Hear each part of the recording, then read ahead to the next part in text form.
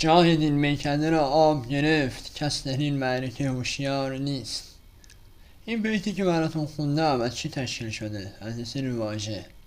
جاهد این میکده را آب گرفت تا مصرع بعدی، درسته؟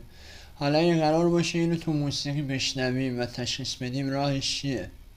بین هر دوتا واژه یه سکوتی نهفته است، مثل همون تعریفی که تو جمله داشتیم، ولی سکوتی که بین جمله ها هست یه سکوت خیلی بیشتره، اما سکوت ما بین دوتا واژه یه سکوت کمتره.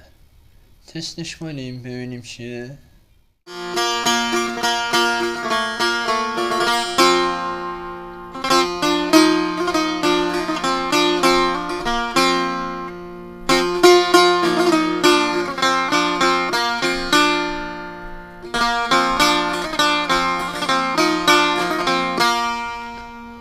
چهار تا جمله دادم، درسته؟ حالا ببینیم که این جمله های ما از چند تا واژه تشکیل شدن. تو جمله اول 1 2 3 4. حالا تو جمله دوم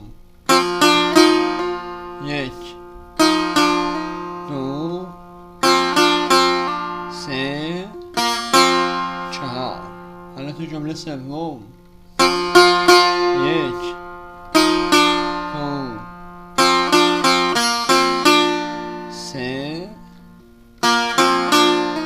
تو جمله چهارم 1 2 3 4. حالا شما به من بگید توی این جمله‌ای که براتون میذارم چند تا واژه میشنوید؟